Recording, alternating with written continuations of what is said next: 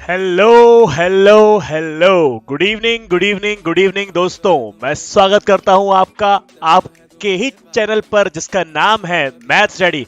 और मैं हूं आपके सामने अक्कड़ बक्कड़ राहुल धाकड़। तो दोस्तों, आज का टॉपिक बहुत ज्यादा इंपॉर्टेंट है। आज का टॉपिक बहुत ज्यादा जरूरी है, ना सिर्फ ग्रेड 10 आईसीएससी के लिए बल्कि हर एक इंसान के लिए जो कि हिंदुस्तान का नागरिक है। जी हाँ, it is important for all Indian citizens. अगर आप इस देश में रहते हैं तो आपको पता होना चाहिए कि ये टैक्सेशन सिस्टम कैसे काम करता है। तो इसलिए आज का लेक्चर बहुत इंपॉर्टेंट है और यकीन मानिए आज के लेक्चर के खत्म होते होते आपको इंडियन टैक्सेशन सिस्टम की एक बहुत अच्छे से जानकारी हो जाएगी। रिश्ते में तो हम तुम्हारे बाप है, बाप है, बाप होता है, बाप बाप होता है, बाप बाप होता है। कि जैसे ही 1947 के बाद इंडिया को आजादी मिली, इंडिया ने अपने आप को स्ट्रॉन्ग करना स्टार्ट किया, इंडिया ने अपने आप को मजबूत करना स्टार्ट किया। ये जो आप प्यारी प्यारी सड़कें, सरकारी हॉस्पिटल, सरकारी स्कूल, स्ट्रीट लाइट्स, इतनी सारी फैसिलिटी जो हमें गवर्नमेंट देती है, जिसको आप कहीं ना कहीं नजरअंदाज कर देते हैं, ये सब कहां से आती है? ये सब आती है आपके ही पैसों से, ये सब आती है आपके मेहनत की कमाई से। तो जितने लोग ईमानदारी से टैक्स भरते हैं, सबसे पहले तो आपको एक बिग सैल्यूट, क्योंकि आपके कारण हम इतनी सारी फैसिलिटीज को यूज कर पा रहे हैं। तो अगर आप इंडिया के नागरिक हैं तो बहुत तरह से आप इंडिया में टैक्स को दे रहे हैं। जैसे कि अगर मैं बात करूं, सबसे पहले टैक्सेशन सिस्टम इन इंडिया, आप टैक्स बहुत सारे तरीकों से देते हो। जैसे कि अगर हम देखें कि भाई टैक्स का क्या क्या फॉर्म है, क्या क्या फॉर्म है, तो आप देखेंगे कि भाई इनकम टैक्स के थ्रू हम टैक्स देते हैं, सर्विस टैक्स के थ्रू हम टैक्स देते हैं, value added tax, excise duty, custom duty, property tax, and list is endless. हम बहुत तरह से टैक्स देते हैं, बहुत तरह से हम पैसे पहुंचाते हैं अपनी गवर्नमेंट तक। कई बार हम जानबूझ के और कई बार बिना जाने पहचाने, मतलब नोइंगली अननोइंगली हम बहुत तरह से टैक्स देते हैं। तो we may categorise that tax into direct tax and indirect tax. जैसे कि एक्साइज ड्यूटी, जैसे कि हम कार लेते हैं, बाइक लेते हैं, मोबाइल फोन लेते हैं, टीवी, फ्रिज, ठीक है। सर्विस टैक्स भी देते हैं हम लोग, सर्विस टैक्स।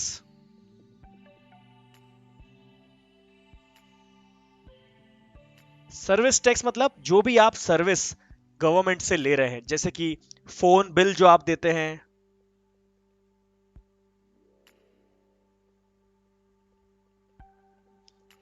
आप कहीं डिनर करने जाते हैं तो वहां पर जो टैक्स देते हैं, these are called service tax. Okay, and similarly कभी कभी आप कस्टम ड्यूटी भी देते हैं। कस्टम ड्यूटी मतलब कोई भी चीज अगर आप विदेश से मंगाते हैं, कोई भी चीज आप एक्सपोर्ट करते हैं फॉरेन से, या कोई भी चीज आप इंपोर्ट करते हैं विदेश को, ठीक है, तो इसमें आप देते हैं कस्टम ड्यूटी। ये भी एक तरह का टैक्स है जो कि बहुत हैवी टैक्स होता है। आपको पता है ना, कोई भी चीज हम बाहर से मंगाते हैं तो उस पर ज्यादा कॉस्ट हमें देनी पड़ती है, कि हम एक बहुत मोटी रकम एज अ टैक्स चुकाते हैं उस चीज पे। तो आपको ये भी समझना बहुत जरूरी है। अच्छा, इसी में अगर बात की जाए कि भाई कस्टम ड्यूटी, तो ठीक है, कस्टम ड्यूटी में भी दो तरह के टैक्स होते हैं, एक इंपोर्ट टैक्स और एक एक्सपोर्ट टैक्स। एक कस्टम ड्यूटी में दो तरह के टैक्स आते हैं, एक एक्सपोर्ट टैक्स और एक इंपोर्ट टैक्स। जब जीएसटी इंट्रोड्यूस नहीं हुआ था तो उसके पहले हुआ था वैट, वैल्यू एडेड टैक्स। और जब वैल्यू एडेड टैक्स भी नहीं आया था तो नॉर्मल टैक्सेशन सिस्टम चलता था। नॉर्मल टैक्सेशन सिस्टम में बहुत गड़बड़ियां थी। क्या गड़बड़ी थी? सबसे पहले तो ये आर्बिट्री टैक्स था। आर्बिट्री टैक्स का मतलब क्या होता है कि अलग अलग तरह से इसका एप्लीकेशन होता था। हर स्टेट में डिफरेंट लॉ लगता था। इसमें मन मर्जी से रेट ऑफ इंटरेस्ट, जो रेट ऑफ टैक्स था, वो डिसाइड होता था। इससे बड़ी परेशानी आती थी किसी भी बिजनेसमैन को प्रमोट करना एक देश की पॉलिसी होती है, क्योंकि बिजनेसमैन जितना ग्रो करेगा वो देश को उतना आगे बढ़ाएगा, उतने सारे जॉब्स लाएगा, उतने सारे आपको सर्विसेज देगा। तो किसी भी बिजनेसमैन को आगे बढ़ाना हर एक देश का सबसे पहला कर्तव्य होता है। लेकिन जो पुराना टैक्सेशन सिस्टम था वो इतना उलझा हुआ था कि हर टैक्स हर स्टेट में अलग, हर परसेंट हर लीडर के हिसाब से अलग। और आपको तो पता है भाई, हर स्टेट में अलग अलग गवर्नमेंट होती है, अलग अलग गवर्नमेंट में टैक्स को चला पाना और एक पर्टिकुलर रेट ऑफ टैक्स को समझ पाना कितना टफ होता होगा। आज बैठकर एक पर्टिकुलर डिसीजन पे आना इतना इंपॉर्टेंट, मतलब इतना मुश्किल हो गया है, तो टैक्स को डिसाइड करना कितना मुश्किल होता होगा। तो जब भी मैं एज अ बिजनेसमैन अपने आप को देखता था, तो जब भी मैं अपना बिजनेस दूसरे स्टेट में करने की कोशिश करता था, तो मैं डरता था कि यार वहां पे अलग गवर्नमेंट है, वो आए दिन अपना टैक्स का रेट चेंज कर देती है, मैं कैसे उसको समझूंगा। तो ये एक थोड़ा सा मतलब डिसएडवांटेजेस था बिजनेसमैन के लिए। अब थोड़ा और आगे बढ़ते हैं। और क्या गड़बड़ थी? टैक्स को चुराना बहुत आसान था, बहुत सारे लूप होल्स थे, बहुत सारे लूप होल्स थे, बहुत परेशानियां थी। टैक्स को चुराना बड़ा आसान था, तो सरकार तक टैक्स पहुंचता ही नहीं था, है ना। बहुत सारे लूप होल्स का बिजनेसमैन फायदा उठाता था, तो वो बिजनेस करके ले भी जाता था और टैक्स को चुरा भी लेता था। तो आप लोगों को ये भी समझना जरूरी है कि लास्ट जो हमारा टैक्स था वो बहुत उलझा हुआ था। और तीसरी एक गड़बड़ ये थी कि अगर मैं सिर्फ मैन्युफैक्चरर की बात करूं, एक मैन्युफैक्चर लेवल पे, अगर मैन्युफैक्चर में ही बहुत सारे लेवल होते हैं। क्या लेवल होता है भाई? अगर आपने देखा कि भाई एक सामान है, वो पहले रॉ मटेरियल पर आता है, फिर उसको प्रोसेस किया जाता है, फिर उसको असेंबल करके फाइनल प्रोडक्ट बनाना पड़ता है। मतलब प्रोडक्शन स्टेज, मैन्युफैक्चरिंग स्टेज में भी बहुत सारी स्टेजेस होती हैं। तो पहले जो टैक्सेशन सिस्टम था उसमें यह रूल था कि इसको कोई टैक्स नहीं देना, इसको कोई टैक्स नहीं देना, लेकिन जो फाइनल पॉइंट पर बैठा रहता है, जो फाइनल पॉइंट पर बैठा रहता है उसको ही टैक्स देना पड़ता था, उसको ही टैक्स देना पड़ता था। इसका मतलब ओवरऑल बात यह थी कि भाई सारा का सारा बर्डन सी उठाएगा। तो सी वाली स्टेज पर आने से हर कोई बंदा डरता था, हर कोई बिजनेसमैन सोचता था कि यार वो या तो ए पर है या बी पर है, सी पर उसको बहुत हैवीली टैक्स इंपोज होता था, इसीलिए वो थोड़ा बचने की कोशिश करता था। इसका मतलब ये फिर से डिमोटिवेटिंग था बिजनेसमैन के लिए। उसके बाद आया वैट। वैट का इंट्रोडक्शन जैसे इंडिया में हुआ, एक लहर दौड़ पड़ी, क्योंकि मैंने आपको बताया था कि टैक्सेशन सिस्टम में, प्रीवियस टैक्सेशन सिस्टम में दो मेजर गड़बड़ी थी।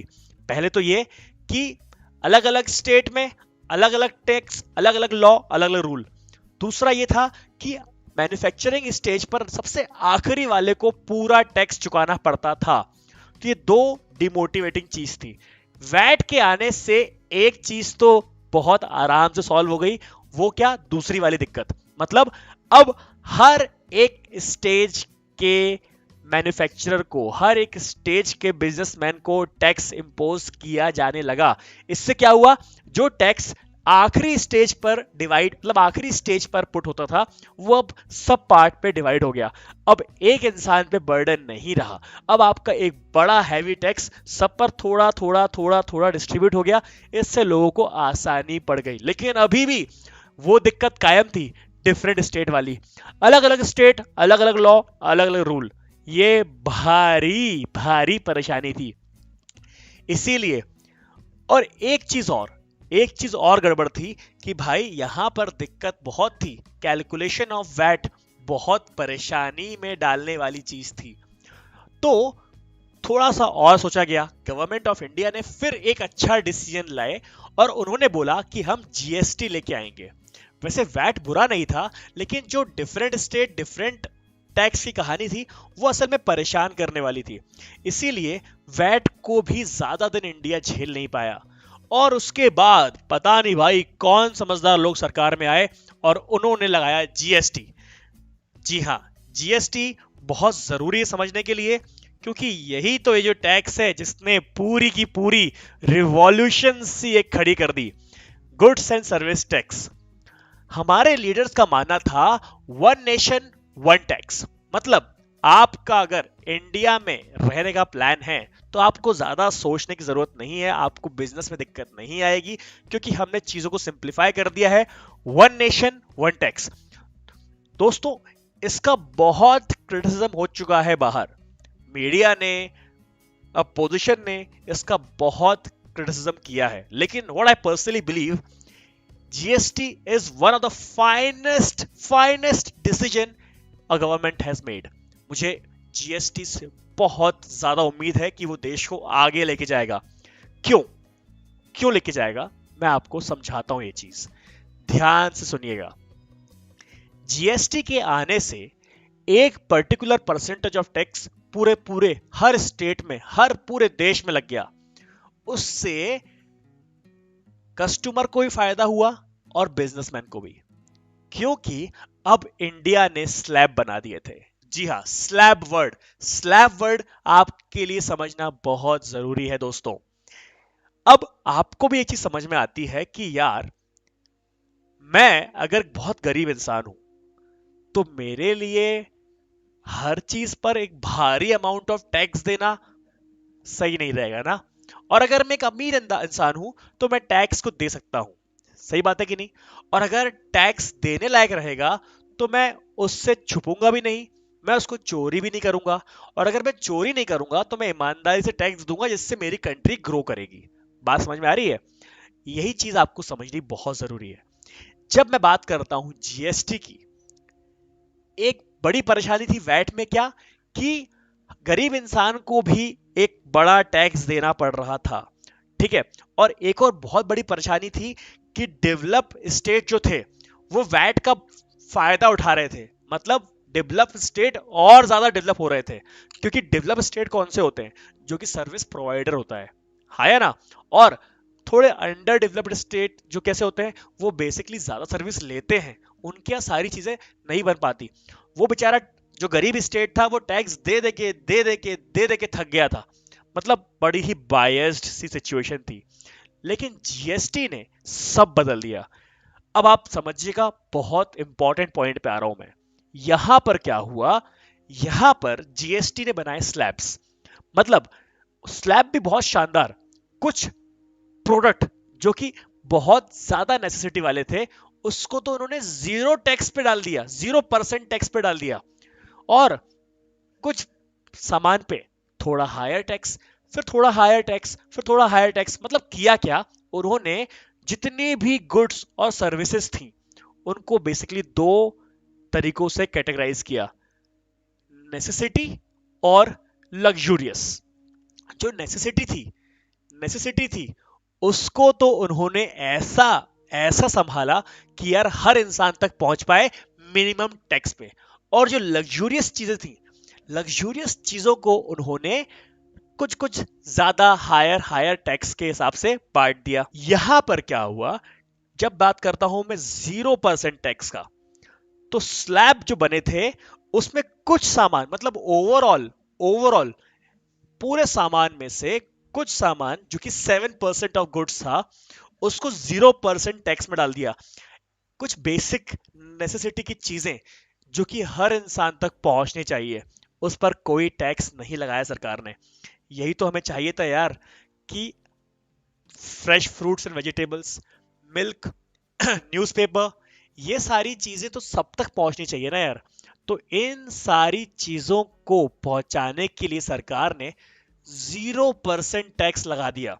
ये बहुत बड़ा डिसीजन था दोस्तों, बहुत बड़ा डिसीजन। सॉल्ट्स, ग्रेन्स जो कि हर एक इंसान तक पहुंचना चाहिए था, उसको 0% टैक्स में डाल दिया। ये स्लैब बहुत इंपॉर्टेंट था। अब थोड़ी सी नेसेसिटी से थोड़ी सी ऊपर की चीजें थी उस पे लगाया मात्र 5% टैक्स। उस चीजों में आया था 14% ऑफ ओवरऑल गुड्स, ओके। जैसे कि फ्रोजन वेजिटेबल्स। अब इंसान जो बिल्कुल गरीब है, क्या उसके लिए फ्रोजन वेजिटेबल्स लाना जरूरी है? नहीं, उसका तो फ्रेश फ्रूट्स और वेजिटेबल से काम चल जाएगा ना। तो है ना वो 0% स्लैब में। लेकिन अगर किसी की नीड बढ़ती है, 14% ऑफ गुड्स, ओवरऑल जो 14% ऑफ गुड्स है वो क्या होता है? फ्रोजन वेजिटेबल्स, आपका कॉफी, टी, कैश्यू, काजू किशमिश, है ना, छोटे छोटे रेस्टोरेंट पे जाना, इकोनॉमी क्लास का एयर टिकट, इस पर लगा दिया उन्होंने मात्र 5% टैक्स। मतलब अगर आपको थोड़ा सा आगे बढ़ना है, थोड़ा सा अगर आपको जरूरतें बढ़ानी है, तो आपको थोड़ा सा तो टैक्स देना पड़ेगा। 5% टैक्स बहुत कम होता है दोस्तों, ठीक है। अब 12% टैक्स के स्लैब में वो आया जिसने अपनी जरूरतें थोड़ी और बढ़ा ली, जैसे कि बटर, घी, ये ऐसी चीजों को, तो यार अगर आपने जरूरतें बढ़ाई हैं तो थोड़ा टैक्स तो आपको देना पड़ेगा ना, ठीक है। और बिजनेस क्लास की एयर टिकट, महंगे सेल फोन्स, ये सब चीजें आपको 12% जीएसटी के टैक्स स्लैब में आ गई।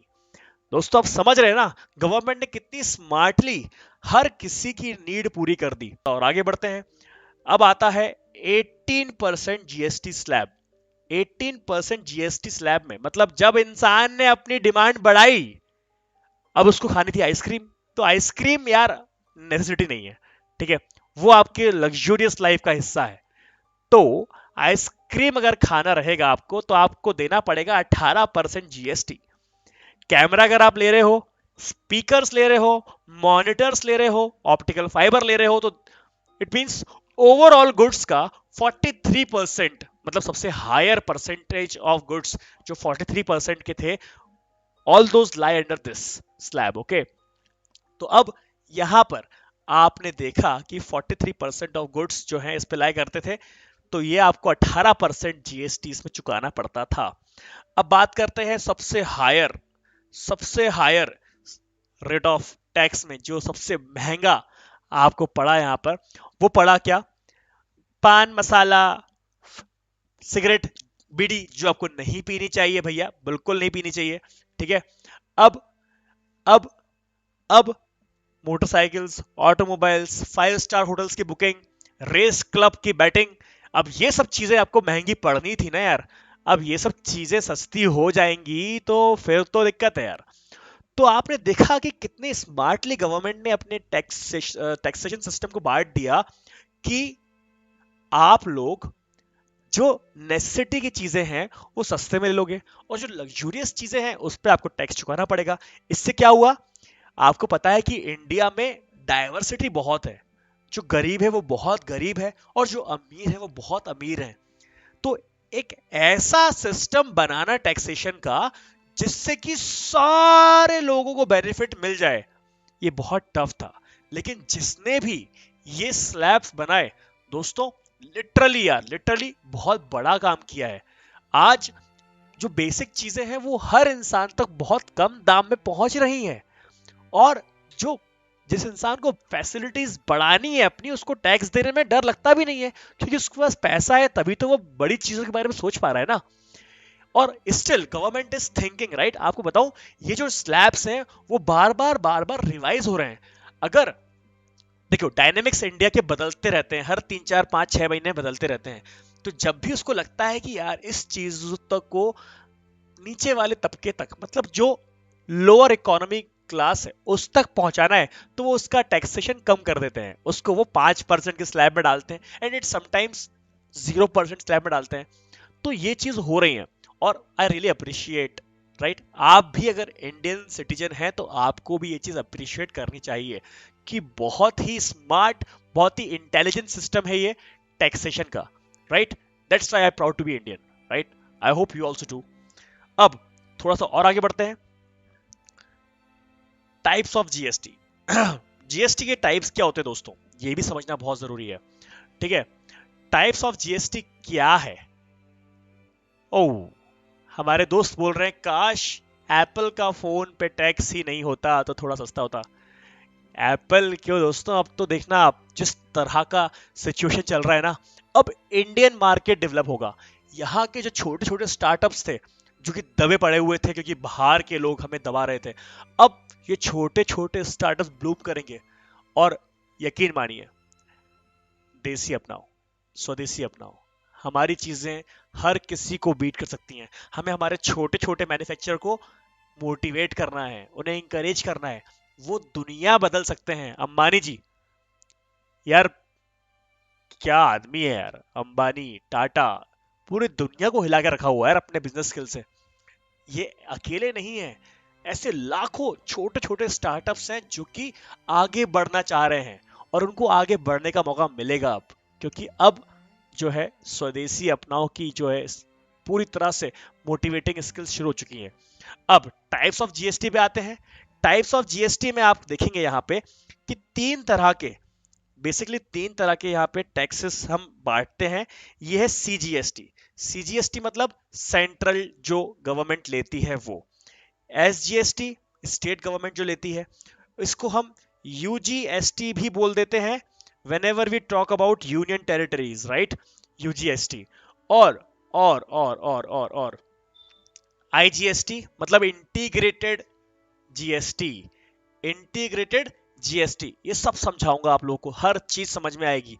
बेसिकली ये सब डिसाइडेड होते हैं, ये सब कैटेगराइज होते हैं ऑन द बेसिस कि आप अगर इंडिया में हैं तो आप अगर दो स्टेट के बीच में मतलब इंटर स्टेट ट्रांजैक्शन कर रहे हैं, या फिर सेम स्टेट मतलब इंट्रा स्टेट ट्रांजैक्शन कर रहे हैं, तो आप उस तरह से ये डिसाइड करते हैं। तो आइए थोड़े से हम कमेंट भी ले लेते हैं। Yes Manav, surely we will come up with reduce syllabus of CBSE 10 video, पक्का हम जल्दी लेके आएंगे। हाँ शिवांग, ऐसा भी कर सकते हैं। हाँ आशी, आत्मनिर्भर भारत, और बहुत फायदा होने वाला है। मुझे पता है कि ये लोग आप लोग वीडियो देख रहे हैं, मेरे जो व्यूअर, मेरे दोस्त जो वीडियो देख रहे हैं, इनमें से भी कई लोग अपना अपना नया स्टार्टअप लेके आएंगे। यस,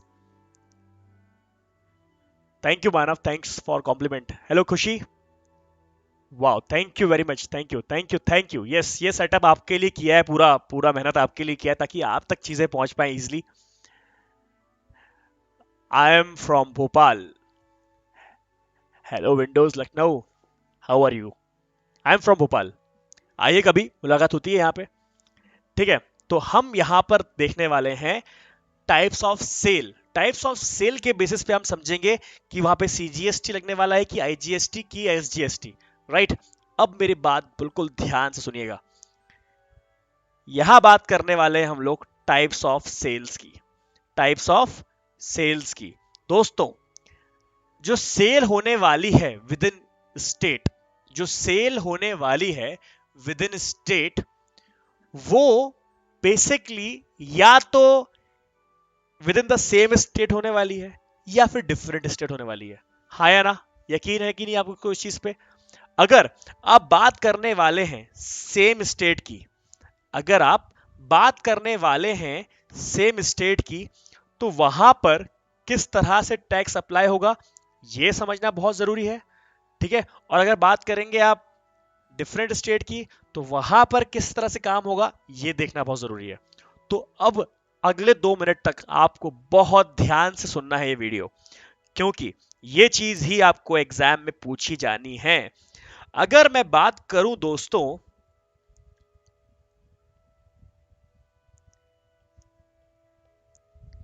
ए और बी दो लोग हैं और वो दोनों सेम स्टेट में हैं। ए ने कोई सामान अगर सेल किया बी को, ए ने कोई सामान अगर सेल किया बी को, तो ए ने रखी थी उसकी कॉस्ट सपोज 100 रुपीज, ठीक है, और इस पे लगाया 10% का टैक्स, ठीक है, इस पे लगाया 10% का टैक्स। तो ये बी ने खरीदी 110 रुपीज में, बी ने खरीदी 110 रुपीज में। इसका मतलब क्या है? इसका मतलब यह है दोस्तों कि बी को टैक्स देना पड़ा कितना? बी को टैक्स देना पड़ा 10 रुपीज का। बी को टैक्स कितना देना पड़ा? 10 रुपीज का, ठीक है। अब जब बी ने 10 रुपीज का टैक्स दिया, ये विद इन द स्टेट काम हुआ है पूरा। ये क्या हुआ है? ये विद इन द स्टेट काम हुआ है। अगर दोस्तों ये विद इन द स्टेट काम हुआ है ना, तो आपको ये समझना बहुत जरूरी है कि बेसिकली ये 10% का टैक्स डिवाइड हो जाएगा 5% स्टेट गवर्नमेंट को और 5% सेंट्रल गवर्नमेंट को। मतलब इस 10 रुपए का 5 रुपए पहुंच जाएगा एसजीएसटी के पास और 5 रुपए पहुंच जाएगा सीजीएसटी के पास। I hope it is clear to everyone. मैं आपको दोबारा समझाता हूँ ये चीज। क्या समझाना चाहता हूँ मैं आपको ये समझा रहा हूं कि आपके पास दो तरह की सेल हो सकती हैं। आपके पास दो तरह की सेल हो सकती हैं। पहली सेल तो ये होगी कि भाई आपने सेम स्टेट में सामान खरीदा और बेचा, और अगला क्या होगा कि आपने दो अलग अलग स्टेट में सामान खरीदा या बेचा। तो आपके पास जब भी ऐसा कुछ कंडीशन आता है कि आप सेम स्टेट की बात कर रहे हो, अगर आप सेम स्टेट की बात कर रहे हो, तो आपका टैक्स जो आपने 10% लगाया, जो आपने 10 रुपए टैक्स लिया, उस 10% का 5% जाएगा एसजीएसटी के पास और 5% जाएगा सीजीएसटी के पास। तो आपके स्टेट गवर्नमेंट के पास पहुंच जाएगा 5 रुपीज और सेंट्रल गवर्नमेंट के पास पहुंच जाएगा 5 rupees. I hope it is clear. It means आपके क्वेश्चन में अगर सेम स्टेट के बारे में बात चल रही है, तो half of the tax will go to central government and half of the tax will go to state government. Similarly जब बात करते हैं डिफरेंट स्टेट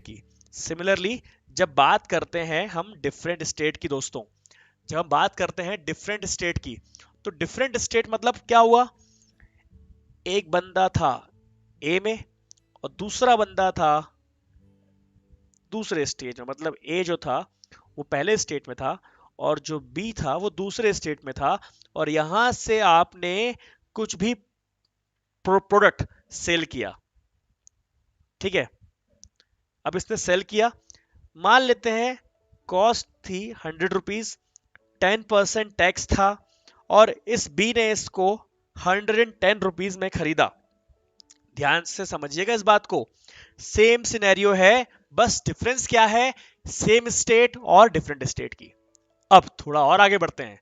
यहां पर क्योंकि यहां पर दो स्टेट इन्वॉल्व थे, ये पहला स्टेट था, ये दूसरा स्टेट था, दो स्टेट इन्वॉल्व थे, तो यहां पर इनके बीच में कोई क्लैशेस ना हो, इसीलिए यहां पर एसजीएसटी और सीजीएसटी नहीं लगता। क्या होता है ना, हर स्टेट अलग अलग बॉडी है। जैसे कि अगर आपकी मदर ने आपको दे दिए 100 रुपए और बोला आपस में भाई बहन सब बांट लो, तो आप लोग तो लड़ाई कर लोगे, बड़ा भाई ज्यादा पैसे खींच लेगा, छोटा भाई कम ले पाएगा। तो यूनिफॉर्मिटी के लिए क्या करते हैं, पैसे आते हैं आपके डैडी के पास और डैड उसको यूनिफॉर्मली डिस्ट्रीब्यूट करते हैं। वो सोच के समझ के करते हैं कि यार छोटे बच्चे का खर्चा कम है, उसको थोड़ा कम पैसे दे दो, बड़े बच्चे का खर्चा ज्यादा है तो उसको थोड़ा ज्यादा पैसे दे दो। तो उसमें यूनिफॉर्मिटी बनी रहती है। जीएसटी में यूनिफॉर्मिटी है, यही तो उसकी खास बात है। इसीलिए ये गवर्नमेंट जो जानते हैं कि अगर स्टेट जीएसटी और सेंट्रल जीएसटी में इसको बांटेंगे तो बहुत लफड़ा होगा।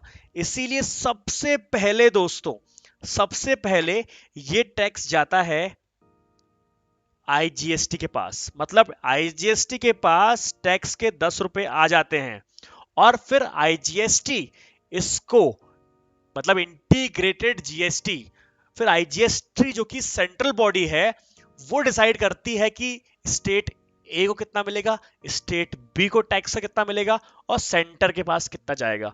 तो IGST is completely a different body control by centre government, और वो डिसाइड करती है पैसा लेकर कि किसको कितना पैसा मिलने वाला है। तो याद रखिएगा, क्वेश्चन में आपको पहली ही लाइन में क्लियर कर देगा कि डिफरेंट स्टेट की बात चल रही है कि सेम स्टेट की, इंटर स्टेट की बात चल रही है कि इंट्रा स्टेट की। I hope it is clear to everyone. आज इस वीडियो के लिए इतना ही। In case of IGST, your SGST and CGST is 0, क्योंकि पूरा पैसा चला गया है स्टेट आईजीएसटी पर। तो आपके पास यहां पर अगर कोई बोले कि एसजीएसटी क्या होगा तो 0, सीजीएसटी क्या होगा 0, बिल्कुल सही।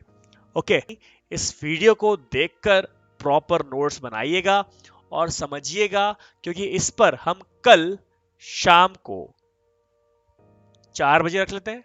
4 बजे आपकी क्लास रहेगी जहां पर हम इसको और आगे बढ़ाएंगे, इस पर बेस्ड क्वेश्चन करेंगे, and in 3 classes you will be thorough with this topic, it's my guarantee. Okay. Oh, so हमारे कार्तिक चौधरी जी भी जुड़ चुके हैं. हेलो प्रथमेश तिवारी, कैसे हैं आप? हाँ विराज, ये ग्रेड 10 आईसीएससी के सिलेबस में है यार. राधे, अगर मेरे 1 बिलियन सब्सक्राइबर हो जाए तो मैं क्या करूंगा यार? फिर मैं और रिस्पॉन्सिबल हो जाऊंगा, फिर मेरे और रेगुलर वीडियो जाएंगे. जितने ज्यादा लोग उतनी ही बड़ी रिस्पॉन्सिबिलिटी. और I will not let you down, it is for sure. Video editing किस पे करते हैं? फाइनल कट प्रो पे करते हैं भाई. उज्जवल, नहीं यार, मिलके लोगे तो फिर आपको परेशानी आएगी, क्योंकि बीच बीच में क्या होगा, ये चीज बेसिकली चली जाएगी किसके पास? ऐप के थ्रू. तो ऐप में फिर 2 लोग देख नहीं सकते, दिक्कत ये रहेगी. Okay. Yes Ashi, I hope it is clear to everyone. अगर वीडियो पसंद नहीं आ रही है तो डिसलाइक मार दीजिए, और अगर वीडियो पसंद आई है तो लाइक करिए और अपने फ्रेंड सर्कल में भी इसको शेयर करिए. Rahul Jakhar signing off. Bye bye.